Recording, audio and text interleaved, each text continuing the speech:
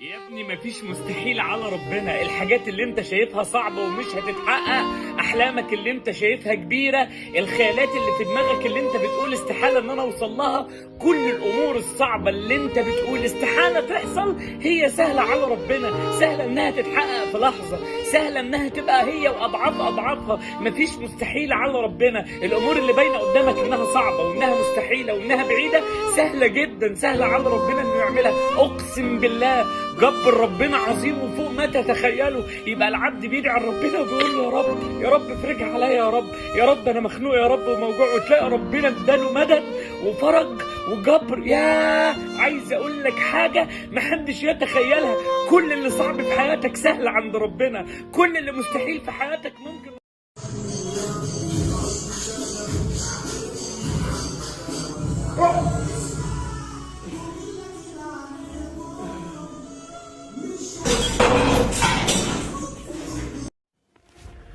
السلام عليكم، ازيكم يا شباب؟ معاكم عبد الرحمن ربيع.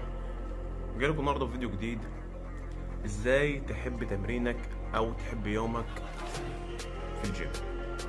اول حاجه، انت مثلا اللي خلاك تتمرن في الجيم مثلا صاحبك، تمام؟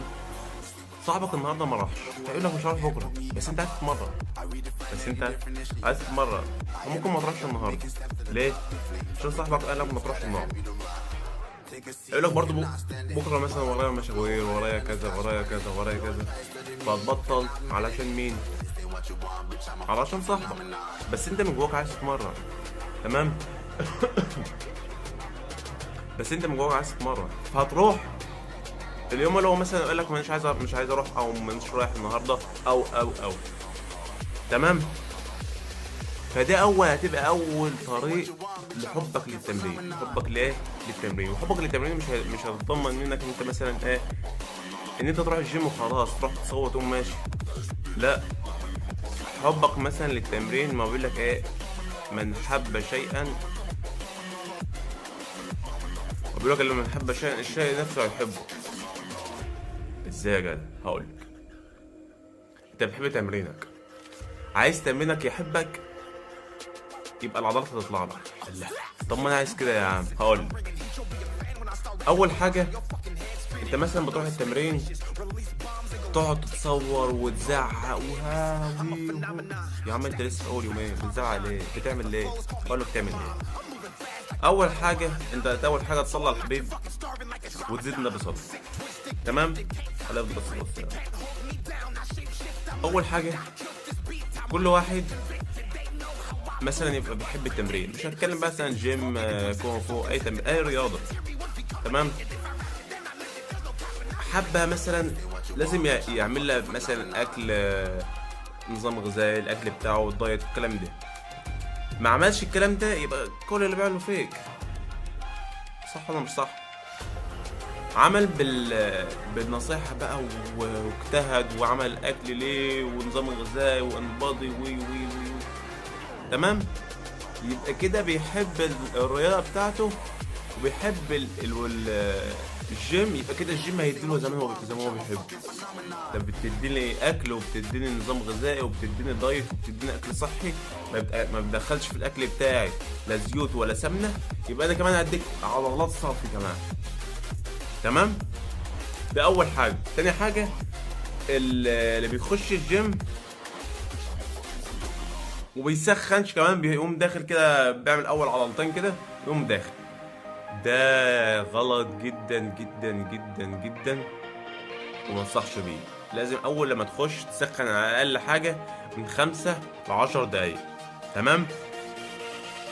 ده حتى مش في اول لحظه كده، من اول يومين كده يجرى لك حاجه لا قدر الله، الكلام ده بعدها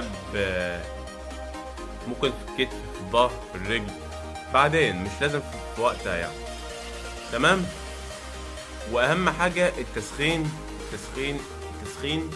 لازم تسخن كويس، عشان في ناس كتير بيقولوا اصوات عشان التسخين ما يسخنش كويس، او دخلوا في اول دور يقوموا مثلا داخلين كسروا اول حاجه.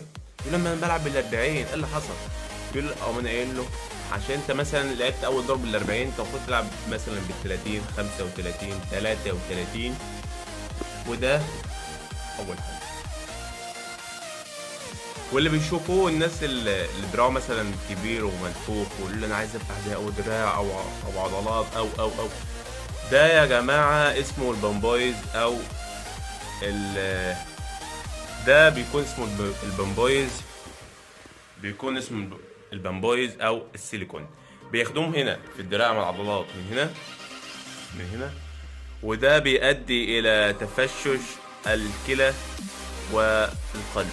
بس الكلام ده مش في نفس الوقت، الكلام ده مش بيكون في نفس الوقت، بيكون بعدها بمراحل بتفشش الكلى، وحتى كمان مش هيقدر يرفع نفس الوزن اللي هو انت، اللي هو الشخص اللي هو مثلا اللي بيتمرن معاه، مثلا هو بيلعب ب 30، الشخص اللي هو عنده البومبويد ده او اللي مركب سيليكون في ايديه مش هيلعب بنفس الوزن اللي هو التاني كان بيلعب بيه، اللي هو الشخص العادي، اللي هو شخص عادي جدا.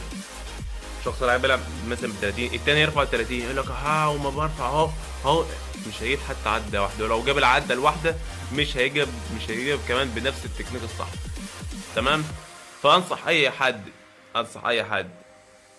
عايز ياخد حقن او اي حد يبعد عن البامبويز او السيليكون. اشوفكم في فيديو جديد. كان معاكم عبد الرحمن ربيع. صلوا على الحبيب. يومكم بيضحك. صباح الخير، مساء الخير، على حسب الفيديو ما تنسوش. وما تنسوش تصلوا على الحبيب وتشتركوا في القناة وتفعلوا زر الجرس عشان يوصلكم كل جديد. السلام عليكم.